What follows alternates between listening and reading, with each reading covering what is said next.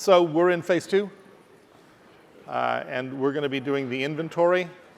Let's talk about the brief, because I think we can briefly talk about the brief. So we've finished working on the player. Our team's free. Our Uber producer comes down to us, and we say, well, what do you want us to build next? And they say, well, inventory. We want you to create a simple inventory with persistent content that is not lost between scene changes. And we also want to have one that's simple, easy and extensible if the design changes. So right now, we just want to have a simple add and remove item. So just two public functions, one that adds, one removes. And to be honest, this really is almost all that you really need for an inventory. Ours is going to be very simple, but you'll discover that the problem with the complexity of an inventory isn't really with the inventory system. It's going to be with the way that you display it with your UI. And we will be getting to that as well. We will be doing this in the Unity's UI. We also want to simplify and improve the workflow of the project in the inspector with regards to the inventory and its items. So we want to make some custom inspectors. So what's our approach? So we've had our huddle, sat down and had our scrum, and we want to use the UI system to display the inventory to the user. And we want to use scriptable objects to make a simple item class, which defines every possible inventory system, every inventory item that we can, and that can be easily extended and referenced by our inventory. We want to create custom inspectors for the inventory to improve the workflow of the project. So let's talk about how we're going to do this stepwise. So coming back to Unity, we want to, if you haven't done it already, open a new project. And I believe that mine are on my desktop. And so we want to open phase 2. So also might be a good idea here to close monodevelop because we don't want to get the two projects mixed up. So. All right. So let's go ahead and navigate to the scenes. Oops, come back here. The scenes folder. There's that one. And we want to open the persistent scene because our inventory system is going to need to be persistent. We're going to save some of the basic information in the persistent scene. So navigate to the persistent scene. We also want to change this to 2D mode because we're going to be doing the UI. We simply want it to be in 2D mode. And then if we go to, I'm going to change my layout. I have a layout saved for training day single. And in game mode, so we're now looking at the game view, we want to change the aspect ratio to 16:9.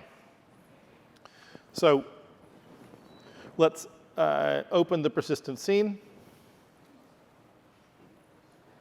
And let's select the persistent canvas. And in scene mode, we have our canvas there centered. So just to clarify, what we've done is we've navigated to the scenes folder. We've opened the persistent scene. We've set the scene view to 2D mode. We've navigated to game view. We've set the aspect ratio to 16:9. We've come back to the scene view, and we've selected and framed the persistent canvas. Understanding the UI in the hierarchy window. The order of the UI elements in the hierarchy window are important. They inform how the UI system, to what order that we're going to render those UI elements. The rendering order is from top to bottom, which will render the screen from back to front. So if we have our hierarchy, that's the hierarchy view, or our representation of it. And we have our UI canvas. Well, the UI canvas doesn't draw anything. So we add an object to it. And the first object is going to be drawn in the back. That'll be our background. The next object will be drawn on top of it. That will be our midground, because we're going to have 3 objects in this example. And then our third object is going to be drawn in front, which is our foreground. So the order in which we put things in the hierarchy are important for the rendering order of the UI. So let's navigate back to our scene view. And with the persistent canvas selected, we're going to start creating some game objects. So let's get back to, we're in the scene view. Let's make sure that we have the persistent canvas selected, and let's create an empty game object. And remember, our order is important. We want to make sure that this is the first child, so it is above fade image. So we have our new game object, it's above fade image, and it will be rendered in the back. And this is because fade image is going to be simply a black frame that's stretched across the entire canvas, and we'll be using that later on in our scene management to fade to black, do our scene change, and then fade back into the next scene. And so we want to make sure that our inventory is underneath the fade to black, so it's the first object above fade image. So let's name this new game object inventory. So that's our inventory game object. And as I said, make sure it's the first child. And then let's create a child of inventory, and we're going to call this one item slot. So item slot. And as a child of the item slot, let's create a UI image. And so this is primarily just for easy game object management. You'll see why we're doing this in just a moment. And then let's duplicate this image. So we now have two images. The idea is that we have our inventory game object. It's going to be a child of persistent canvas. We're going to have multiple item slots. We will save this to prefab and duplicate it in a moment. And on that, we will have two images. The topmost image, the first child, is going to be the background image. And the second one, which is going to draw on top of it, is the item image. So let's select the background image, and let's set its image source to inventory background. So INV, inventory slot background. And now let's take the second image, the item image, and let's simply disable its image. And the reason for this is that if we have an image that has no source image, then the UI is going to default to its color and make it a plain color, and we'll use the color information. And so we want to see the empty background. So when we don't have an image in our item image, we want to make sure that the image component is disabled. So right now we've got the inventory slot, and we've created our inventory game object, our item slot. We have our two images, our background and our item image. So we need to drag the item slot, and we want to take that and make that a prefab. So let's drag it down into our project, into our prefabs folder, and we now have a prefab of our item slot. Now, this isn't particularly necessary for today's project. We're just going to have 4 copies of it in our inventory. But it's a very good habit to get into, because if we ever made a mistake or we have a change or this Uber producer we're talking about comes in and wants something different, we have a prefab of it and we can change it easily. So with our item slot prefab, let's duplicate this now 3 times. So we have 4 item slots total. 3 duplicates of the original, 4 item slots total. And we want to rename them item slot 0 through item slot 3. So item slot 0, item slot 1, item slot 2, and item slot 3. And we're going to stay 0-based because that's also going to be similar to the collection that we're going to be using, which is also 0-based. So let's select the inventory game object, and we're going to start doing our layouts. So let's add a component, and the component we want to add onto the inventory parent is a vertical layout group. So we can type in VER for vertical, and that gives us a vertical layout group.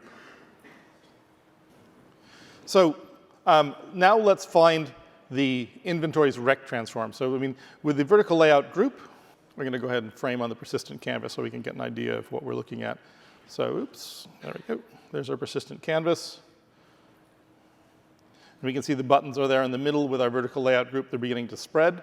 So then on the persistent canvas, we want the inventory, and then our inventory's Rect transform.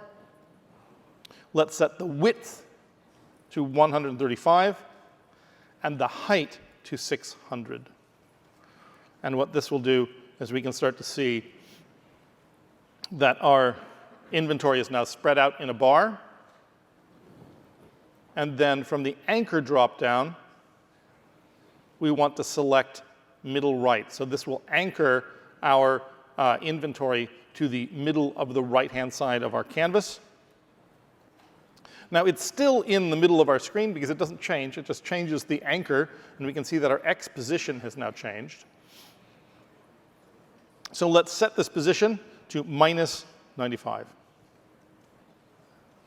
So that's going to set that to the right-hand side of our canvas.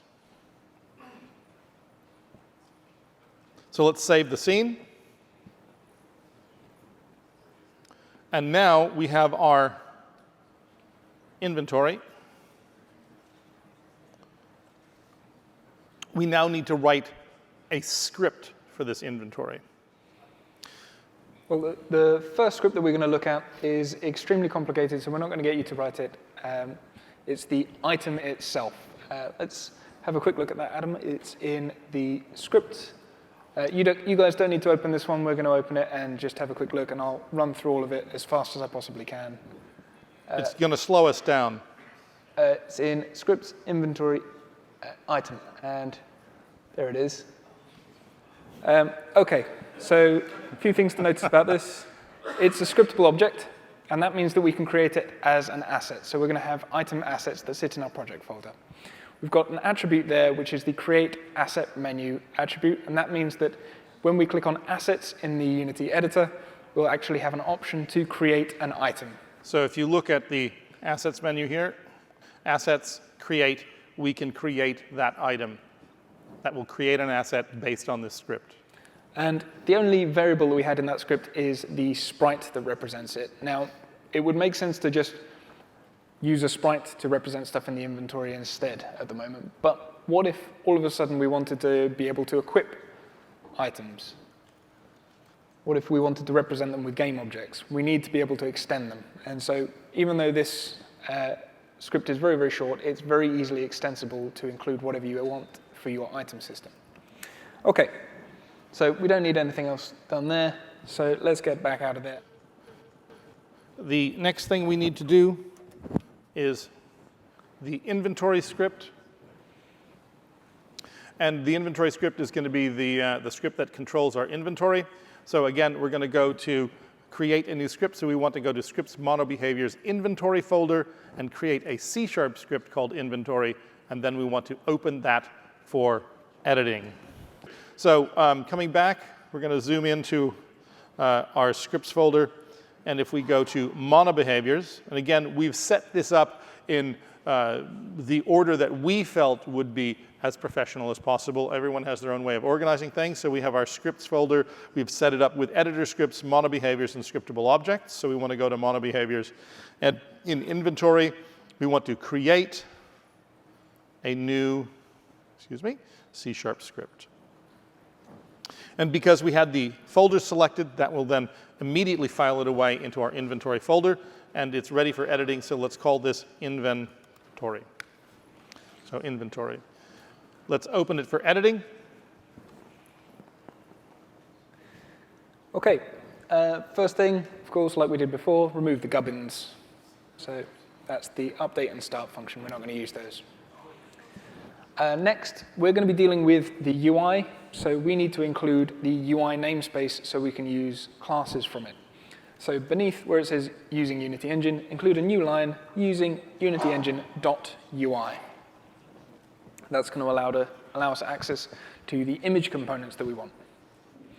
OK, next, what do we actually want from our inventory? Well, we need it to store items and we need it to display them. So we need to have access to some image components to display them, and we need to have an array of items as well for storing the items. Excuse me. But we need those to be exactly the same size. We want to have the same amount of items that we do image components to display them. So what we're going to do is we're going to create a public constant integer, which we will call num item slots.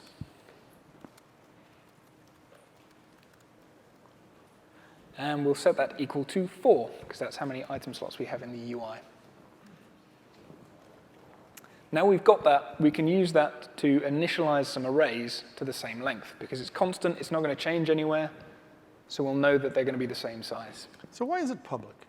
So it's public because we also want the inventory editor that we're going to write to have access to how many inventory slots we have as well. So above your public const item, your public constant integer, create a public image array, and we'll call that item images. Now those are going to refer to the image components that we just made with each item slot. And we're going to initialize that to a new image array, and the size that we're going to give the image array is, of course, num item slots.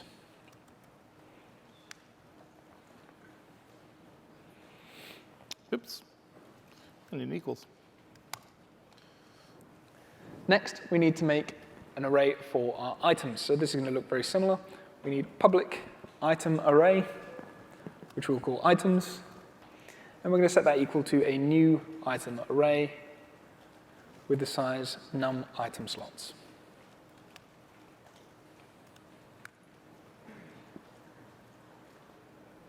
OK, so those are all the variables that we need. Now we need some functions. Now, this is only going to be a very basic inventory, so we're only going to have very basic functionality. We want to be able to add items to our inventory, and we want to be able to remove items from our inventory. So let's start off with the add item function. So it needs to be called from elsewhere. We're going to make it a public function. It's not going to return anything, so it's going to be void, and we'll call it add item. So this is obviously going to need a parameter. We need to know which item we are adding. So the parameter is going to be of type item, and we'll call it item to add.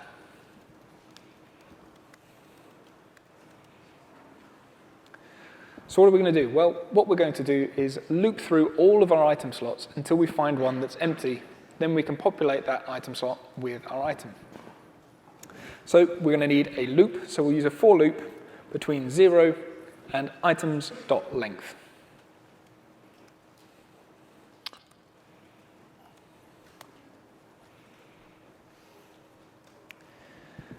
Now, with each iteration of our loop, we need to check that current item slot. So we're going to say if items I, if that is null, so if it's equivalent to null, then we're going to do some stuff. So that's what we'll do. We're going to check if the current item slot has nothing in it. If it doesn't have anything in it, then the first thing we want to do is populate it. So we're going to say items I is equal to item to add. At the same time, we also want to make sure it's displayed properly. So we're going to change our equivalent item image. So we're going to say item images I dot sprite is equal to item to add dot sprite.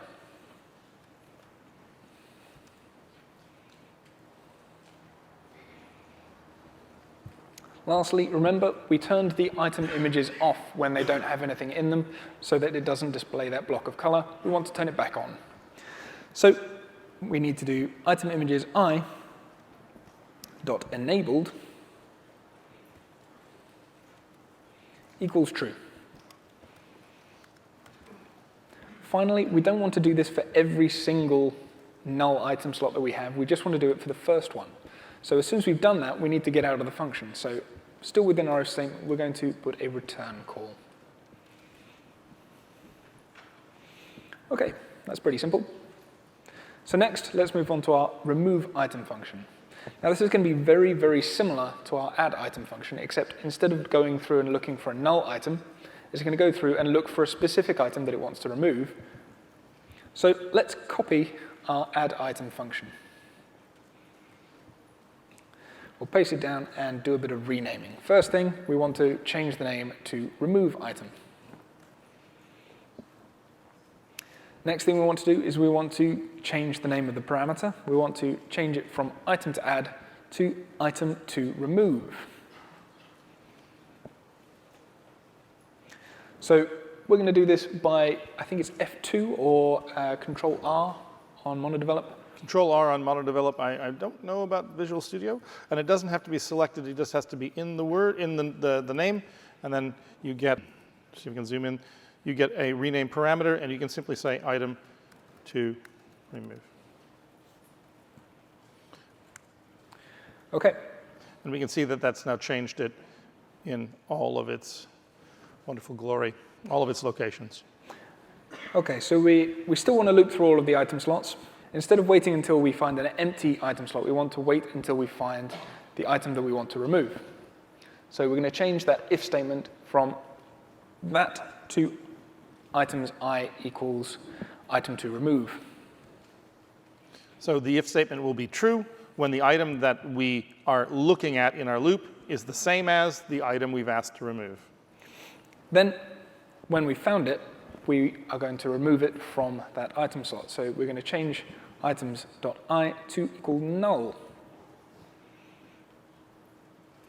Now, we don't want to display anything on screen anymore, so we're going to null out the sprite. So item images I.sprite equals null. And we don't want it to be enabled anymore because we don't want that block of color. So we're going to set the enabled state to false. OK, that's all there is to that script. We'll zoom out very briefly so you can have a quick look at all of it. So save your script and return to the editor. OK. So now we've created our inventory item, just so you can see what we're doing. We have to integrate the inventory into some of the existing code that the other teams have given us. And they've given us some wonderful stubs, so we've had to comment out some code and some pre-existing scripts, so we're going to take a look at these right now. So let's navigate to the scripts, scriptable objects, interaction, reactions, delayed reactions folder, and open the lost item reaction script. And I'll go ahead and show you that in person. So what we're doing is we're down here in our scripts folder, and we're going to the scripts folder. We're going to scriptable objects. We're going to go to interaction, and then we're going to open reactions, delayed reactions, and then we're going to open the lost item reaction. So this is the reaction that will call taking an item out of our inventory. So for example, when we use the coin to pay for the coffee, we need to get rid of the coin from our inventory. So this is the type of reaction that we'll use to do that. And you can see it's got some comments, and all we're doing here is just uncommenting those lines of code. It just saves us from writing this entire reaction for you guys. And if we had left this lines in here, it would have had an error, because of course we hadn't written the inventory. It doesn't know what it is. OK, save that and return to Unity, and then we're going to do the same with another script that's right next to the one you just opened. Which will be the picked up item reaction. So open that for editing. Again, it's just uncommenting lines of code, so just remove those comments so that the lines of code that were actually used. Again, save your script and return to the editor. So now that we have created our inventory script, which is going to manage our inventory, we need to use it somehow. It's just a script. So let's close our scriptable objects, and let's go back to our inventory, and let's drag that. And we can go pretty much anywhere in our scene, but let's put it on our persistent canvas because it's a top layer object. We could put it on the inventory if you wanted to, but you'd have to drill down to the inventory if you wanted to find it. Wherever you want to, wherever you find it to be comfortable, we're going to put it on the persistent canvas. And it needs to be in the persistent scene because we want this system to be persistent throughout the entire game. We don't want it based on what scene we have loaded. Back to the persistent canvas. And there is our inventory. I think it's worth taking a look at how the standard inspector shows the component we've made out of our script. This is the standard inspector that you'd expect to look at. We have created two arrays, one for images, one for items. We can see the image size. We can change the image size if we wanted to. That wouldn't be very good. Also, the item and the image aren't associated with each other in the inspector. Yeah, currently our item slots are made up of two things which are in separate arrays, and rather than showing them separately, what we'd like to do is put each one together so that it's clear that the first item image works with the first item, the second one with the second, etc.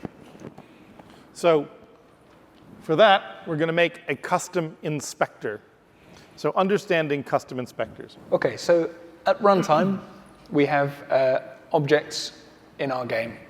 And these are things like our inventory, for example. Now, within each object, we've got a number of fields.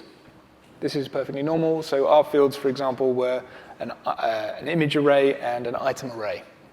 But at edit time, we have a different representation. We create an editor, and that targets one of our objects.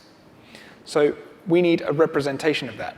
And for that, we use something called a serialized object. Now, a serialized object is a generic representation of a runtime object. So our serialized object will be looking at an inventory. We've then got some serialized properties. These serialized properties belong to the serialized object, and they represent the fields. So for our object, for our inventory, we've got a serialized object. For our item array, we've got a serialized property. For our image array, we've got a serialized property. And we're going to use those to actually display things in the editor. OK, so let's find scripts editor inventory folder, and we're going to create a new C# script called inventory editor, and we will open that for editing. So in our scripts folder, we're opening the editor folder, and then we are going to create a new C# script in that empty inventory folder, and we're going to call this the inventory editor. So just a quick point, it's a common naming convention that when you create an editor for a particular class, you simply use the name of the class followed by editor. So the thing we're targeting is an inventory, so naturally the editor is just called inventory editor. OK, remove gubbins. Next, we need to address the namespaces. We're making an editor here, and so we need to use the Unity editor namespace in order to have all the classes that we want for doing that. So we're going to say using Unity editor. Next, we are not creating a monobehavior. A monobehavior is a script that gets attached to a game object. Instead, what we're doing is we're creating an editor. Now, we also need to know what this editor is going to be looking at. We need to give it a target type. And we do that with the custom editor attribute. So the custom editor attribute goes in square brackets, and it has a type as a parameter. So we use type of, and then the type we want to give it is inventory. So this determines what our editor is looking at, or the type of our editor. If it doesn't have this attribute, it will not work in the inspector and will not target anything. OK, next. Now remember I said we wanted serialized properties for each of the fields that we want to represent. Well, we're going to create those now. So we'll say private serialized property. And we're going to call this item images property. So this is going to be the property that represents our item images array. Next, we're going to create another serialized property. And you may have guessed it, this time it's going to represent our item array. So we're going to say serialized property, and we'll call it items property.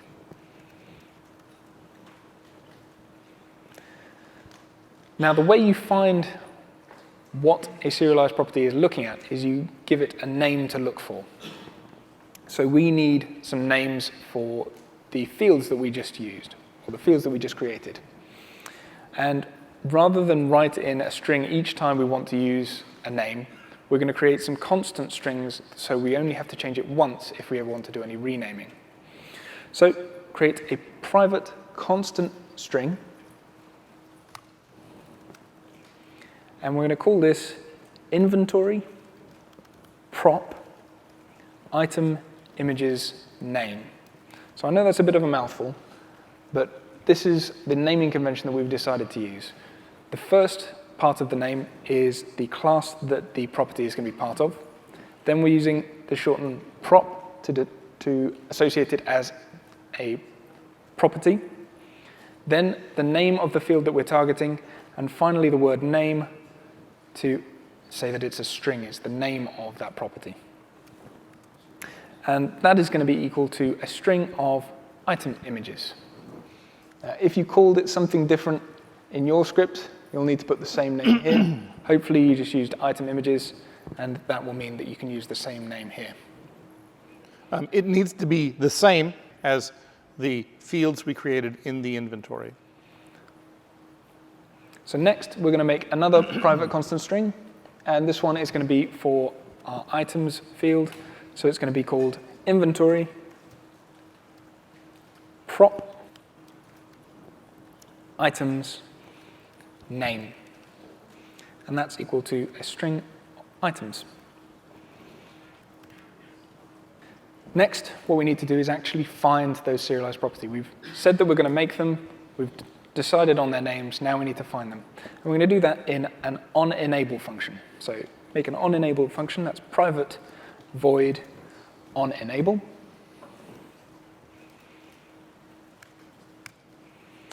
And the first property that we're going to find is item images property.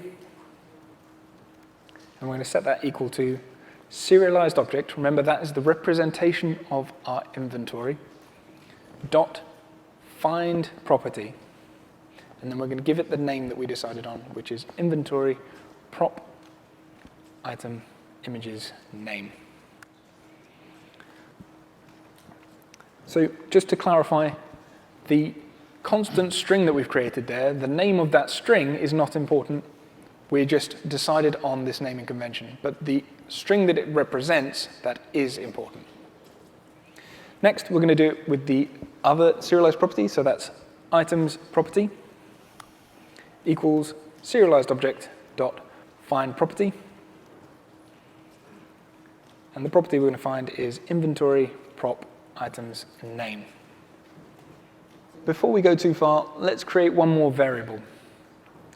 And what we're going to do for our inspector is we're going to have a nice box around each item slot, and that box is going to fold out to display both the item image component and the item itself.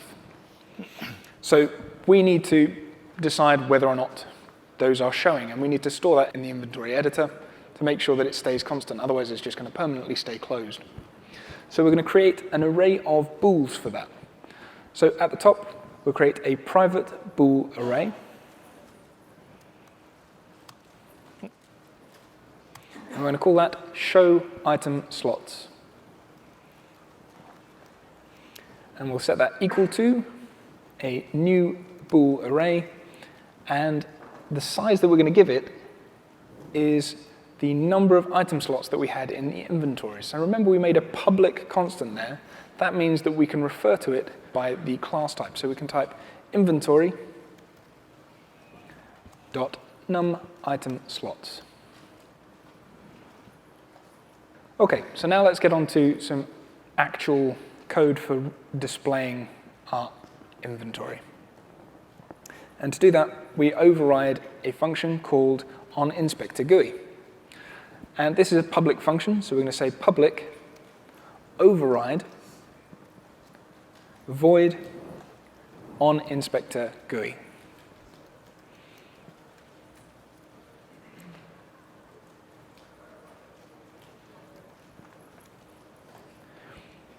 Now we're overriding this because this function exists in the editor class, but we want to change how it behaves. So we're overriding what the editor is saying to do, and we're doing it ourselves.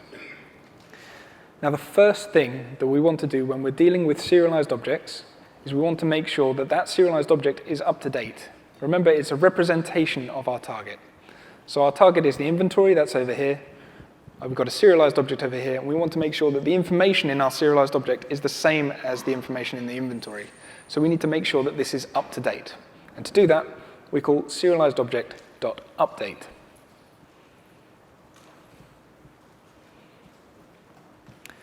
Now, whenever we change anything that's a serialized property, we're changing the representation within our serialized object, because those serialized properties, they don't belong to the inventory, they belong to the serialized object. So whenever we change one of those properties, we're changing the serialized object. And when we're changing the serialized object, we need to make sure that those changes go back to our target. So at the very end of the function, we need to call serialized object.apply modified properties. So those are always, whenever we're working with serialized objects, it's almost always a good idea to have serialized object.update at the start and serialized object.apply modified properties at the end.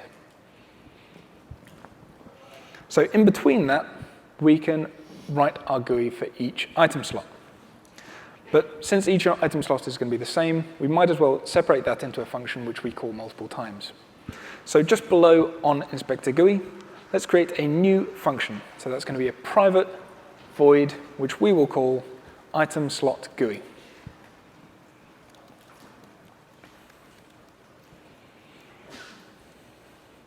So this is going to take one parameter, and that is an integer, which we will call index, because we need to determine which item slot we're actually displaying.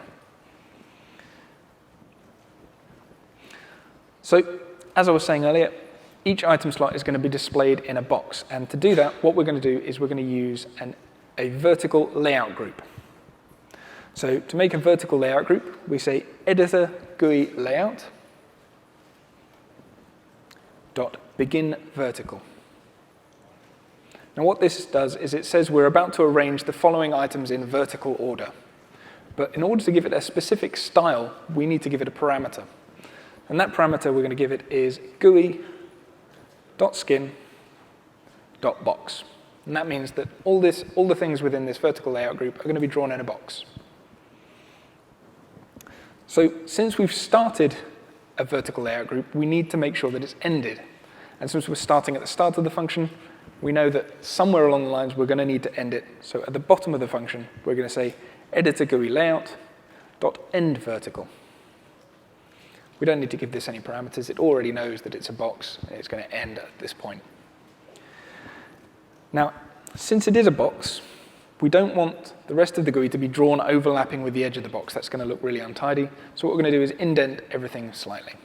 So just after we begin our vertical layout group, we're going to say editor GUI.indent level plus plus. We're just going to increase the indent level very slightly.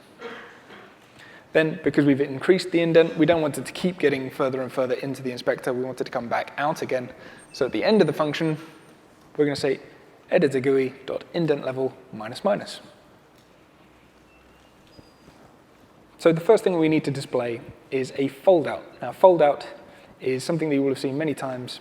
So imagine in the hierarchy, when you want to see all those children, you've got a little arrow that points to the right. Or when it points down, then you see the children. That's exactly what we're going to make here. We're going to make a foldout that displays the rest of the GUI. So I'm going to tell you the line to type here, and then we'll explain it afterwards. So this is going to be show item slots index. So the index in square brackets. And we're going to set that equal to editor GUI layout dot foldout.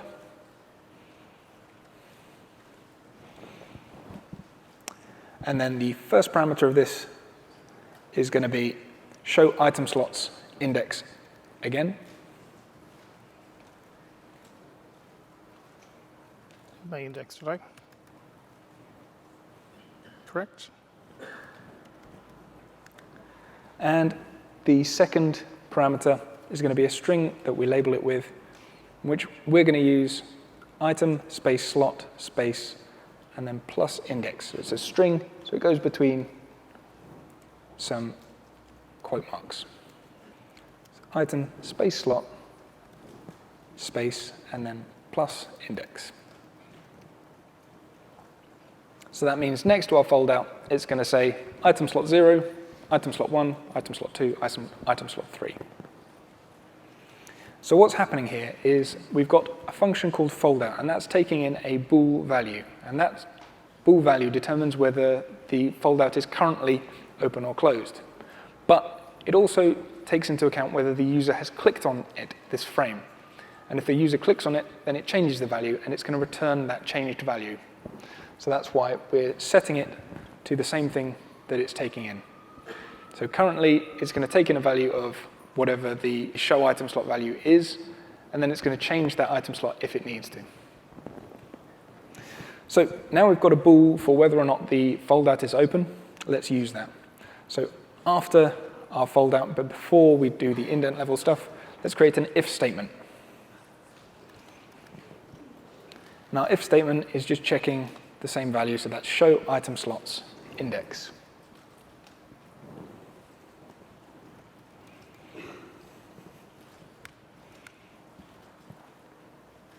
If we are showing something from the item slots, then we want to display the item image, and we want to display the item. Now, what we're going to do here is we're going to use the default for those serialized properties. And we do that with a function called property field. So we're going to say editor GUI layout dot property field. All this is going to do is going to take in a serialized property and show the default for whatever that serialized properties type is. So in our case, we don't want to display the full array in each item slot. We want to display a specific element of that array. So what we're going to do is, for the first property field, we're going to say item images property dot get array element at index, and then we're going to give it the index of this function. So what that's doing is we've got our array that's represented by a serialized property, but that array has many sub-objects, and those are also represented by serialized properties. But we find those using get array element at index. So that's going to return another serialized property of the specific element. Next, we're going to do the same thing, but this time for the items property. So below that, editor GUI layout dot property field, and the property that we're going to give it is items property dot get array element at index.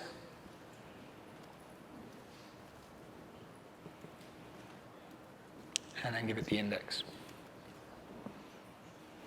So all that's left for us to do now is to call this item slot GUI function. So we're going to go back up to our onInspector GUI call. And then in between our serialized object update and apply modified properties, we're going to put a for loop. And that's going to loop between 0 and inventory.number item slots. Remember, this is the inventory type, so it's a capital I dot number item slots. And then for each of those, we just call item slot GUI and pass it the index I.